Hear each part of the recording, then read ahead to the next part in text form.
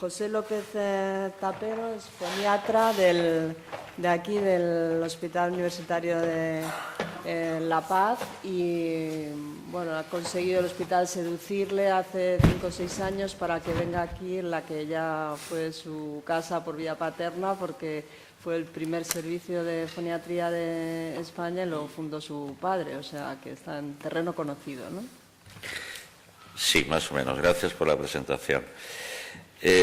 Como es de educación, los que somos de la casa, al menos yo, y así a petición del doctor García Muñaiz, voy a ser muy resumido en presentación, porque probablemente siempre nos da la sensación de lo que viene de fuera es mejor, y a lo mejor en este caso es así, entonces yo voy a ser resumido, a lo mejor extremadamente resumido.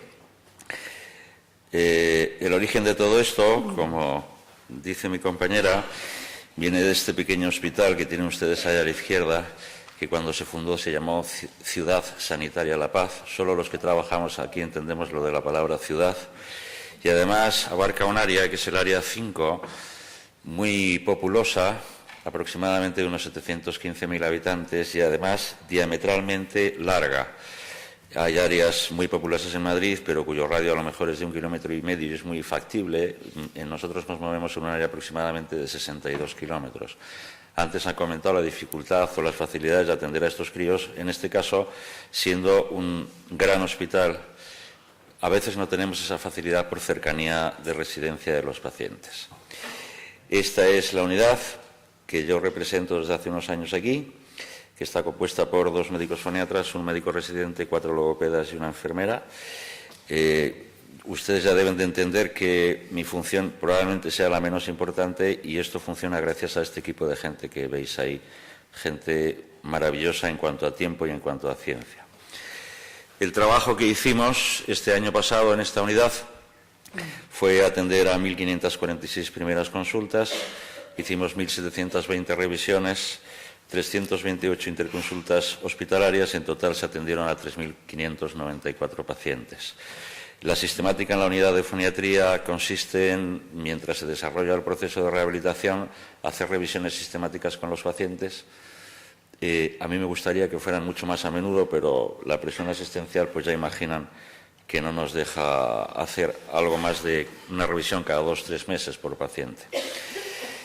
Datos interesantes que ya se han comentado aquí respecto a dónde estamos, porque efectivamente, como contaba mi compañera psicóloga Carmen Arañón, yo solo llevo 4 años en este hospital, y hemos pedido algunos datos. Ayer, hablando con Sisto por teléfono, yo me llevé una sorpresa agradable, porque hemos visto mucho más de lo que pensábamos que habíamos visto, y estamos haciendo mucho más de lo que pensábamos que íbamos a hacer. También seguramente lo estamos haciendo mucho peor de lo que pensábamos que lo íbamos a hacer, pero en todo caso ponemos interés en esto. Así que de 468.000 criaturas que nacieron en el año 2011 en España, muchas menos que en años anteriores, porque la crisis también influencia en esto de traer niños al mundo, de ellos 70.373 fueron en Madrid, curiosamente la tercera comunidad de España después de Cataluña y Murcia, que fueron las 2 primeras. Si entendemos una frecuencia sindrómica de lo que estamos hablando de 1 o 4.000, pues vemos que los pacientes que estamos viendo están muy a nivel de la estadística. En este momento, en nuestra consulta, en el año también 2011-12, vimos 48 pacientes sindrómicos diagnosticados por el servicio de genética. De estos pacientes, en este momento, actualmente 14 están en tratamiento logoterápico, 26 ya están de alta, pero en seguimiento por todo ese desarrollo fonatorio y articulatorio que tenemos que vigilar junto con el servicio de cirugía maxilofacial. Y 8 de ellas, desde que yo entré aquí, ya están dados de alta foniátricamente hablando. Es decir, son niños, ya en este caso adolescentes, que no presentan absolutamente ninguna dificultad comunicatoria. Como decía antes, las 2 compañeras, completamente en acuerdo con respecto a la evolución de este niño y de cualquier otro niño.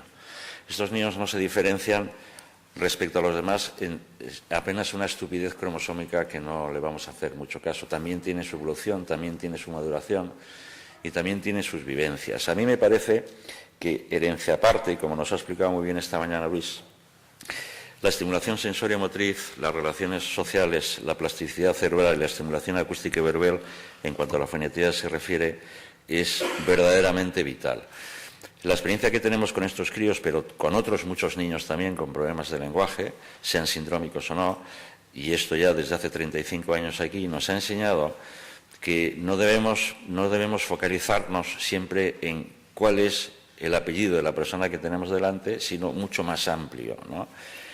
De forma que ahora, en este momento, vamos a llamarle difícil de este país, donde todo es más complicado, nosotros también estamos empezando a notar que estos niños van peor, no tienen la misma asistencia, no tienen la misma capacidad de tiempo, en fin. Y ocurriéndome esto para, como dicen los críos, vamos a ver, respecto a lo que han hablado, qué es lo que entendemos un desarrollo, vamos a corchetear, normal de un niño. Y vamos a poner en ese desarrollo normal donde tenemos que poner los ojos en estos críos para que no se nos despiste nada. Si hacemos esas 4 columnas, vamos a ver que separamos edad, la etapa lingüística donde se encuentra el niño, el número de palabras que, muy entrecomillado, nosotros vamos a pedirle, y su desarrollo psicomotriz. Bien, pues creo que en general entendemos que hasta la 6ª semana de vida no aparece una discriminación auditiva clara. Ahora, con los potenciales evocados y con las exploraciones auditivas que hacemos en neonatos, hemos aprendido mucho, pero no tenemos claro que el cerebro salte chispa antes de la 6ª semana. En este momento, del mes y medio, el número de palabras no existe. Nos vamos a reducir al llanto y la risa, pero es que tienen que existir los dos. Las palabras a esa edad son el llanto y la risa. Un niño que llora poco, que se ríe poco, vamos a sospechar. En rojo, a partir de ahora, ustedes van a ver donde la foniatría tiene que ver con estos niños. De forma que, por ejemplo, el llanto en estos críos es un llanto especial, porque muchos de ellos tienen una fisura de paladar abierta, una submucosa, que hace que la resonancia nasal aumenta y el lloro ya es diferente. Cuando hay una fisura grande, pues está claro porque generalmente eso se encuentra, pero cuando hay una submucosa, el lloro también es diferente y eso nos sirve mucho a nosotros para orientarnos. Y respecto a la psicomotricidad, que estamos en los reflejos primarios, a nosotros nos interesa la devolución. Todos estos críos, casi el 92%, tienen problemas de agarre, de succión y de masticación que luego a lo largo del tiempo lo van a desarrollar. Entramos en la segunda etapa lingüística. Todo esto es una adaptación del esquema básico de Piaget que sucede entre los 3 y los 6 meses, aparece la inteligencia sensoriomotriz y aquí ocurren dos cosas muy curiosas que a veces la gente se extraña. Después vamos a ver un vídeo muy gracioso para demostrarlo, respecto al número de palabras, que es el siguiente. A los 3 meses aparecen 2 fonemas y solo estos 2, la A y la E. La E porque es el fonema laringio puro, al decir la E la laringe ni sube ni baja, queda en su posición. Entonces, cuando alguien le da una colleja lo que dice es E, no dice W, porque la laringe protesta. Y la A sencillamente pues que al niño se le cae la mandíbula. Entonces, una E con la mandíbula hacia abajo se convierte en una A.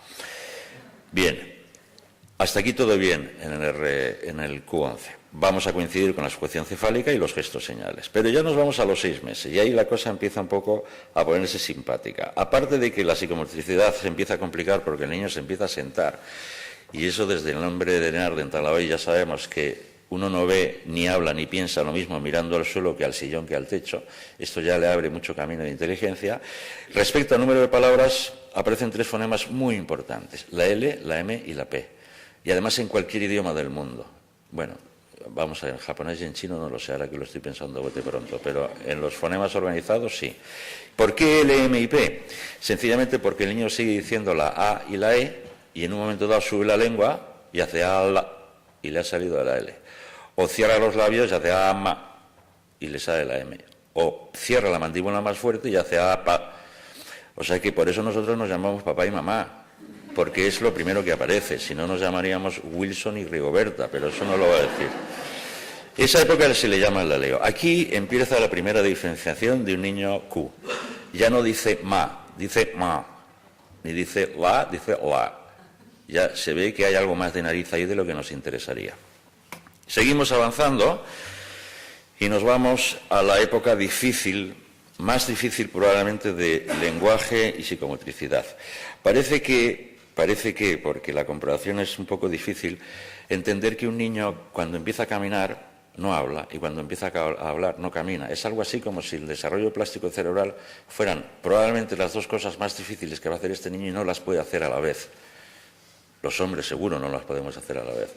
Entonces, el niño que empieza a hablar pronto camina tarde y el niño que empieza a caminar pronto habla más tarde. No lo hace en el tiempo a la limón.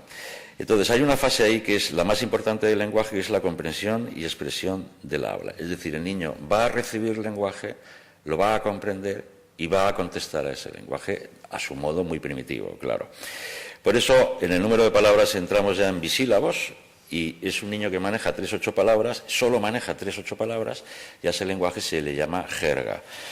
Todos los que habéis tenido niños sabéis que ese niño que hace pero eso es lo único que usa, las 3 o 8 palabras, pero son muy importantes que aparezcan. Sin embargo, respecto al lenguaje, lo más importante es las 20 o 30 palabras que viene al año y medio con un éxito cerebral de biofeedback fundamental que se llama ecolalia. Ecolalia es la repetición, la capacidad de repetir un fonema escuchado. Nunca hay lenguaje si no hay ecolalia. Es decir, cualquier niño que evolucione, hasta que no inicia la ecolalia, yo sé que no va a tener lenguaje. Ecolalia es, por ejemplo, decirle, Miguelito, toma pan, y dice, an. ¿Quieres agua? Agua. Termina siempre la última sílaba. El problema es que esto inicia con el gateo, la bipedestación y el inicio de la lateralidad. Y es un proceso muy complicado para el crío. En este proceso también la audición es básicamente fundamental en el lenguaje, porque ya no escucho sonidos, ya escucha fonemas. Entonces, con el equipo que hacemos aquí de trabajo con estos críos, en este caso los otorrinos infantiles, aquí ya entran.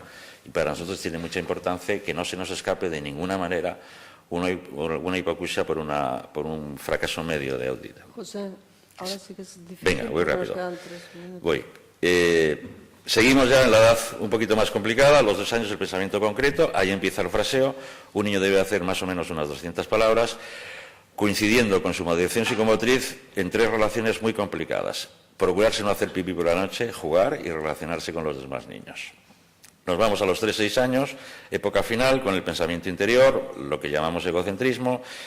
Ahí hay una diversificación muy grande, entre 1.200 y 2.500 palabras, donde son los monólogos y el inicio de la lectoescritura. Y al final, los 6 años del pensamiento formal. Los tiempos de actuación en nuestra especialidad, en primer lugar, los trastornos de succión y agarre. ¿Por qué no coge el pecho? ¿Por qué no coge el biberón? ¿Por qué tiene aerofagia? ¿Por qué tiene gases? Dificultades respiratorios, los mocos y las itis que llamamos los médicos, la laringitis, la faringitis, la otitis. Los trastornos de masticación y deglución, purés, líquidos, espesantes, ¿qué usamos? Nosotros estamos empezando a usar muchos espesantes en niños con problemas de cierro y velo, por eso el sentido de que esté aquí este laboratorio de nutrición médica, por cierto que es un laboratorio español que se hace en Arganda, a mí eso me da mucha alegría. Las alteraciones del habla, fonemas fricativos, sibilantes y vibrantes, los más difíciles para estos niños, y las alteraciones de la afinación por el aumento de la resonancia nasal. Muchas gracias.